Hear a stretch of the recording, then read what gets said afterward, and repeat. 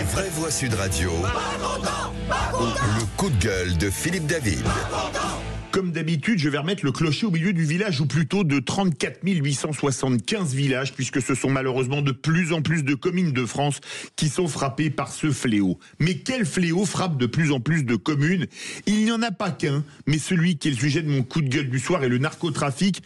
Un narcotrafic face auquel les maires ont été abandonnés par l'État. On en a parlé avec eux hier soir lors du Salon des maires. En effet, le sujet est prégnant dans l'actualité vu l'assassinat de Mehdi Kessassi par des narcotrafiquants à Marseille. Marseille, deuxième ville de France en nombre d'habitants, mais certains disent qu'elle est devenue une quasi-narco-ville, comme il y a des narco-États.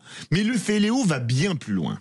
C'est une pieuvre qui a étendu ses tentacules sur tout le territoire, ou presque. D'ailleurs, mois après mois, tous les spécialistes le disent, il n'y a pratiquement plus une commune de France, à l'exception de très petites communes, qui n'ait pas son ou ses points de deal.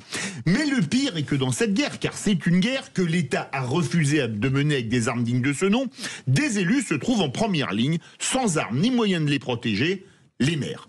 Car ils ont été abandonnés par manque de courage politique dans tous les cas, ou presque, et parfois même certains d'entre eux ont préféré fermer les yeux, au mieux par peur, au pire par clientélisme électoral.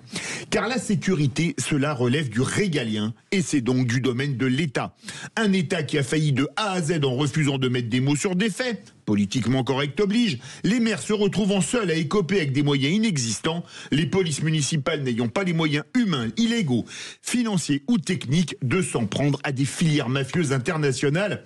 Alors soutien total aux maires abandonnés dans ce domaine comme dans d'autres, mais celui-ci étant particulièrement ardu, ils n'ont rien à espérer avant l'été 2027, les intérêts électoraux coïncidant parfaitement avec l'absence de courage politique.